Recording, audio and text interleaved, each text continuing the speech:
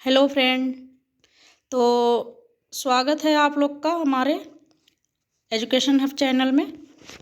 और 2-4 दिन से मैं वीडियो ला नहीं रही थी, कुछ काम आ गया था, आवश्यक कुछ ज़रूरी काम था, तो इसलिए आ नहीं रही थी। तो आज हम पढ़ेंगे बहुत ही महत्वपूर्ण वैज्ञानिक ईएल थॉर्नडाइक के बारे में, जो कि एक अमेरिकी वैज्ञानिक थे। और इनसे भी सी टेट के पेपर में बार बार ही क्वेश्चन पूछ लिया जाता है। तो ये भी बहुत महत्वपूर्ण वैज्ञानिक हैं। तो चलिए आगे पढ़ते हैं, इनके बारे में देखते हैं क्या इन्होंने सिद्धांत दिया था अपना। ये हैं जो आप देख पा रहे हैं इनको फिगर चित्र में, ये आपका ईएल थॉर्नडाइक हैं। और इन्होंने त्रुटि एवं प्रयास का सिद्धांत दिया था, ट्रायल एंड एरर थ्योरी। देखिए आगे। थॉर्नडाइक एक अमेरिकी वैज्ञानिक थे, वह पशु वैज्ञानिक भी थे। और अधिगम के सबसे पहले जो नियम दिया था वो थॉर्नडाइक ने दिया था। Education psychology and animal intelligent जो बुक थी वो इनकी ही थी। पुस्तक थॉर्नडाइक के द्वारा लिखी गई थी। थॉर्नडाइक ने प्रयास एवं त्रुटि का सिद्धांत था। और वो पता है क्या सोचते थे कि अगर किसी की उत्तेजना बढ़ा दी जाए किसी चीज़ के प्रति, तो वो उतना ही अनुक्रिया करके कुछ ना कुछ सीख लेगा बच्चा। तो इसलिए ये त्रुटि का जो सिद्धांत है इन्होंने जो दिया था, प्रयास एवं त्रुटि का जो सिद्धांत इन्होंने दिया था, उससे बच्चा गलतियां नहीं करेगा तो सीखेगा कैसे। इसलिए ये बहुत इम्पोर्टेंट सिद्धांत है। आगे देखिए, इन्होंने जो अपना प्रयोग किया था, जो एक्सपेरिमेंट किया था, वो थॉर्नडाइक ने एक पिंजरे में भूखी बिल्ली को बंद कर दिया और बाहर एक मरी हुई मछली रख दी। सॉरी, ये भरी हुई नहीं है, ये मरी हुई है। तो मरी हुई मछली रख दी। पिंजरे में एक लीवर लगा होता था जिस पर पैर पड़ने पर गेट खुल जाता था। बिल्ली भूख के मारे छटपटाती और इधर उधर घूमती। अचानक उसका पैर उस लीवर पे पड़ जाता है और वो खाने को ले लेती है। तो इससे ये थॉर्नडाइक ने ये देखा कि अगर किसी चीज़ को पाना चाहता है कोई, तो उसके लिए हाथ पैर जरूर मारेगा और गलतियां करके ही उस चीज़ को पा सकता है, मतलब सुधार सकता है उसको। तो ये बिल्ली ने अचानक पैर से जब उसका लीवर पे पैर पड़ा तो वो गेट खुल गया और उसने अपना भोजन प्राप्त कर लिया। अब देखिए आगे, थॉर्नडाइक ने 2 नियम दिए थे। ये पहला नियम था मुख्य नियम और दूसरा नियम था गौण नियम।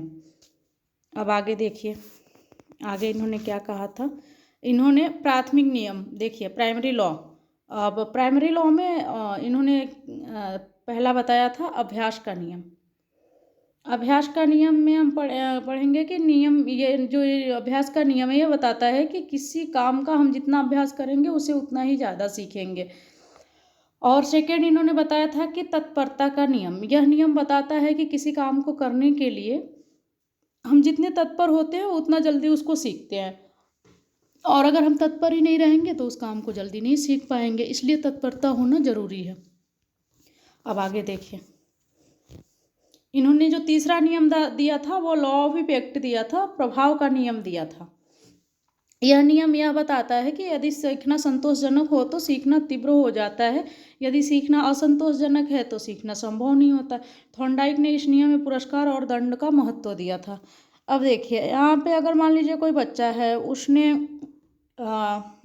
उसको अगर आप किसी चीज़ के लिए कहेंगे कि बच्चा तू ये काम कर लेगा तो तुझे ये चीज़ मैं ला के दे दूँगा, या मोबाइल दे दूँगा, या कोई और चीज़ दे दूँगा, तो वो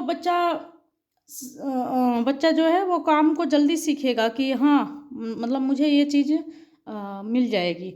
और दंड पनिशमेंट देने से ये होता है कि बच्चे में हीन भावना जागती है, तो नेगेटिविटी होता है। इससे वो बच्चा किसी चीज़ को जल्दी अचीव नहीं कर पाता, सीख नहीं पाता है। अब देखिए दूसरा है नियम गौण नियम। गौण नियम क्या कहता है? गौण नियम में देखिए फर्स्ट नंबर, इसको फर्स्ट नंबर लिखिए, बहुप्रतिक्रिया का नियम है। ये लॉ ऑफ मल्टीपल रिस्पॉन्स है। इस नियम के अनुसार हम नए कार्य सीखते हैं और कार्य सीखते समय अनेक प्रतिक्रियाएं एवं प्रयास करते हैं तथा उसके बाद उस क्रिया को करने की सही विधि मालूम हो जाती है। ये बहुप्रतिक्रिया का नियम है, लॉ ऑफ मल्टीपल रिस्पॉन्स। अब हम देखिए दूसरा नियम पढ़ेंगे। ये दूसरा नियम है दूसरा नियम है आंशिक क्रिया का नियम, लॉ ऑफ पार्शियल एक्शन। इस नियम के अनुसार हम अपने पूरे कार्य को छोटे छोटे भागों में विभाजित करके ये तो अधिक और शीघ्र हो जाता है, करे तो यह अधिक और शीघ्र हो जाता है और सरलता से हो भी जाता है। मतलब कोई लंबा काम है उसको हम छोटे छोटे में करते हैं, या कोई सब्जेक्ट ही है और बहुत लंबा सब्जेक्ट है, या बहुत मतलब उसको डीपली पढ़ना है, तो उसको थोड़ा थोड़ा करके पढ़ेंगे, चीज़ें अच्छे से समझ में आएगी। आत्मीकरण का नियम तीसरा देखिए, लॉ ऑफ एसिमिलेशन।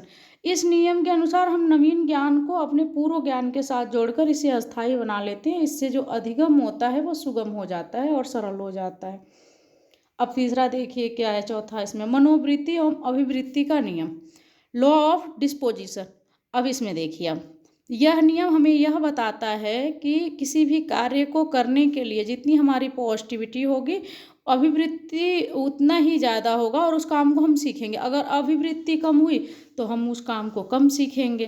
किसी चीज़ के लिए किसी चीज़ के प्रति हमें पॉजिटिविटी होना ज़रूरी है और लगन होना ज़रूरी है, तभी उस काम को हम ज़्यादा सीख सकते हैं। आगे देखिए, साहचर्य का नियम, ये हो गया आपका साहचर्य का नियम।